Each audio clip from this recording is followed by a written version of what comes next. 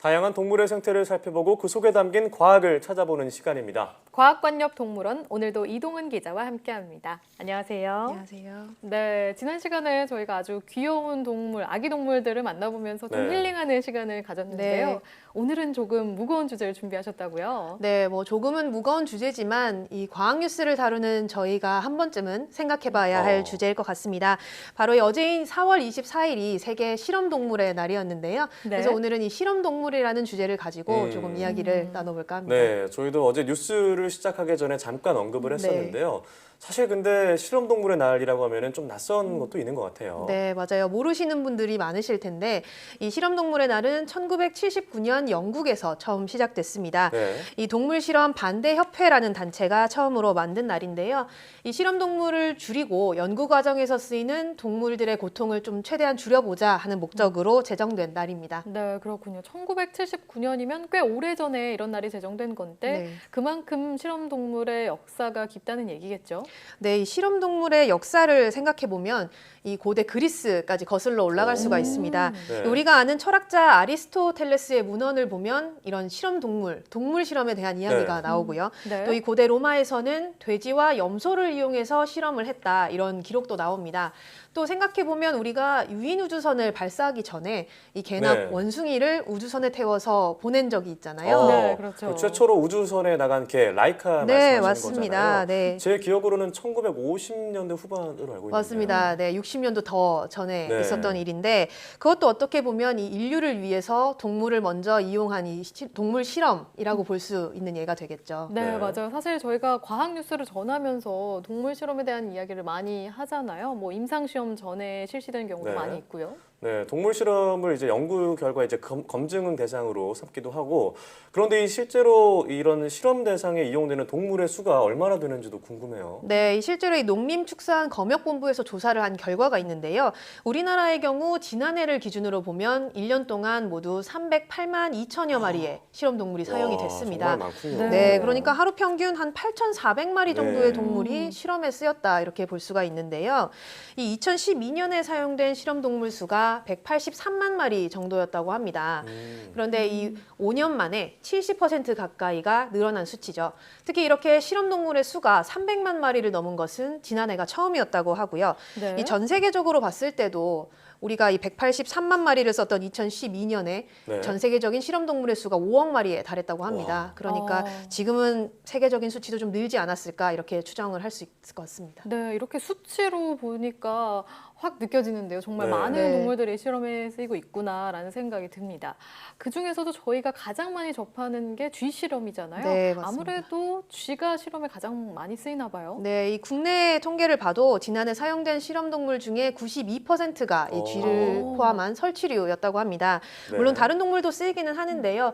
어류나 조류가 이 쥐 다음으로는 많이 쓰이고 있고요. 또 토끼나 원숭이와 같은 포유류도 일부 실험에 쓰이고 있습니다. 동물들 중에 92%라 그러니까 정말 많이 사용되고 있는 것 같은데, 네. 근데 궁금했던 게 다른 동물도 아니고 왜 쥐를 이렇게 많이 쓸까 궁금했거든요. 네. 뭔가 인간이랑 비슷한 것이 있는 건가? 막 그런 생각도 들기도 했고요. 네, 실제로 뭐 유전자 구성을 보면 침팬지 같은 경우가 이제 인간과 제일 닮았다 해서 99.9%가 비슷하다고 보는데 이 쥐의 경우도 81% 정도의 유전자 구성이 같다고 볼 수 있습니다. 또 이 더 큰 이유는 쥐가 집단 사육이 가능하고 또 관리가 비교적 편리한 편이잖아요. 네. 그리고 또 포유류에 비해서 스트레스를 좀 적게 받는다고 합니다. 그러니까 이 실험을 하다 보면 동물이 스트레스를 받게 되는데 그것이 이제 실험 결과에 영향을 미칠 수 있는데 쥐 같은 경우는 포유류에 비해서 조금 그런 부분이 좀 덜하다, 이렇게 보고 있고요. 또 이 쥐의 경우는 번식력이 굉장히 뛰어납니다. 네. 그래서 한 번에 5마리에서 10마리 정도 새끼를 낳을 수가 있거든요. 네. 그런데 이렇게 태어난 새끼가 다시 이세를 낳는 데까지 9주 정도밖에 걸리지 않는다고 합니다. 굉장히 짧네요. 다음 그렇죠. 세대로 넘어가기까지가. 네, 그러니까 우리가 보통 이 의약품의 효과를 검증을 하려면 이 후대에 어떤 영향을 미치는지에 대한 유전적인 영향 검사가 굉장히 중요하잖아요. 근데 네. 사람으로 치면은 이 수십 년에서 수백 년이 걸려야 이렇게 세대를 건널 수가 있는데 쥐의 경우는 짧은 기간에 이뤄질 수 있기 때문에 이렇게 많이 사용이 되는 것으로 네, 그렇군요. 봅니다. 가장 네. 키우기 편하면서 또 효과를 빨리 검증할 수 있어서 네. 쥐를 많이 사용하는 거군요. 그런데 최근 들어서 이런 실험 동물에 대한 반대 목소리가 많이 커지고 있는 것 같아요. 네. 아무래도 동물에 대한 관심이 점차 증가하면서 그런 게 아닐까 싶은데요. 네, 네. 맞습니다. 저희가 이 시간을 통해서도 이런 이야기들을 굉장히 많이 나눈 것처럼 이 반려동물을 키우는 사람들이 늘어나다 보니까 동물 자체에 대한 인식이 조금 더 사람들의 인식이 달라졌다 네. 이렇게 볼 수 있겠죠. 그만큼 이 비윤리적인 동물 실험을 보면서 사람들이 이 실험을 반대하는 목소리가 굉장히 커지고 있고요. 또 이런 동물 실험을 반대하는 것에 대한 공감대가 국내에서도 굉장히 넓어지고 있는 상황입니다. 네. 물론 아직까지 그에 반해서 동물 실험이 불가피하다 이런 주장도 있습니다. 특히 신약 개발 같이 의학 분야 같은 경우는 사람에게 바로 적용했을 때 위험성이 너무 크기 때문에 네. 아무래도 동물을 이용을 해서 음. 사람에게 미칠 수 있는 좀 악영향을 줄이고 최대한 부작용을 없앨 수 있는 방법으로 검증을 해야 한다 이런 의견도 만만치 않은 상황입니다. 네, 말씀하신 대로 이제 동물 실험을 없앤다면 대안은 무엇인지 참 쉽지 않은 문제일 것 같다는 네. 생각이 드는데요. 그래도 분명히 이제 동물 실험이 개선돼야 하는 것은 분명한 것 같습니다. 네, 맞습니다. 이 전 세계적으로도 이렇게 동물 실험을 줄이자 이런 운동들이 많이 펼쳐지고 있습니다. 앞서 말씀드린 것처럼 이 실험 동물의 날이 제정된 것도 이런 이유였고 또 이 실험 동물의 날이 되면 세계에서 수많은 운동들이 일어난다고 합니다. 이 실험 동물을 없애자 반대하는 이런 네. 목소리들이 나오는데 그래서 이 세계보건기구에서는 윤리적인 차원에서 이 동물 실험의 3R 원칙을 지켜야 한다 이렇게 얘기를 했습니다. 아, 3R이요? 네. 앞 글자 R을 땄을 것 같은데 어떤 뜻이죠? 맞습니다. 네, 이 3R 원칙이라는 것은 이 실험 동물에 사용되는 개체 수를 최대한 줄이고요. 또 동물의 고통을 최소화하고 또 가능한 한 다른 실험으로 이 동물 실험을 대체해야 한다 이런 원칙인데 물론 이 강제성이 있는 것은 아닙니다. 하지만 이 연구자들에게는 네. 권고가 되는 이런 원칙이라고 볼 수 있습니다. 네, 그러니까 함께 동물 실험을 좀 줄일 수 있도록 노력하자 뭐 그런 뜻이 담겨 있는 것 같은데요. 맞습니다. 그러면 실험 가능한 대안들에는 어떤 것들이 있을까요? 네, 뭐 우리나라 같은 경우도 이런 움직임들이 많이 일어나고 있는데요. 예를 들어서 뭐 서울대 수의대 같은 경우는 이 동물을 가지고 하는 실험을 모형으로 대체를 한다고 합니다. 뭐 개나 고양이의 모형을 사와서 임상 네. 실습을 하는 이런 것들을 하고 있고요.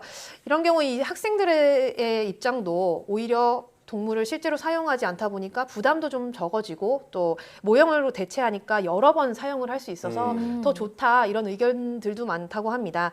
또 이 최근에는 화장품이나 약물의 독성 검사를 할 수 있는 인공 피부를 만들기도 하고요.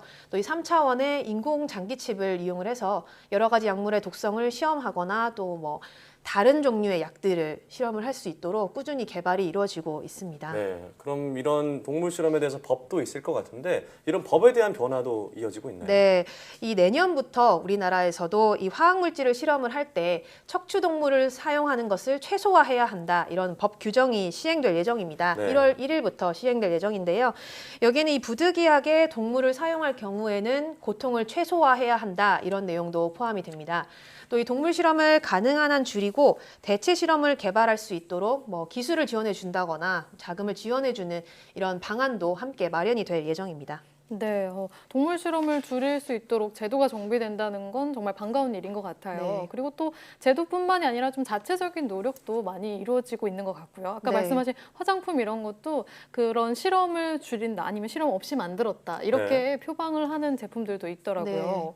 그러면 또 이것 외에 또 어떤 점이 개선돼야 될까요? 우선 이 말씀하신 것처럼 이 소비자들의 인식이 굉장히 중요한 부분이기도 하거든요. 이렇게 동물 실험을 하지 않은 제품을 먼저 찾는 소비자들이 늘어나면 이 실험 자체가 줄어들 수 있겠죠. 네. 또 이 동물 실험 동물을 다루는 자세도 굉장히 중요합니다.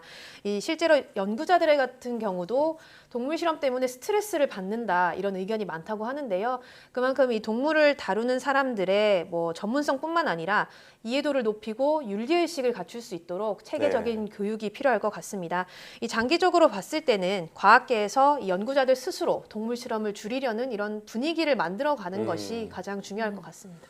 네, 어제 이제 실험 동물의 날을 기념해서 오늘 이렇게 이야기를 나눠봤는데 사실 이런 동물들의 희생이 있었기 때문에 우리가 약을 개발하고 또 백신까지 개발할 수 있는 그렇게 길로 이어졌다고 생각을 하는데 참 동물 실험을 대체하는 건 쉽지 않다는 생각이 들기도 네. 하는데요. 어떤 동물의 희생을 줄이면서 또 인류 건강을 위해서 어떤 방법을 구해낼지 또 고민하는 것이 또 숙제가 되지 않을까 싶습니다. 오늘 말씀 고맙습니다.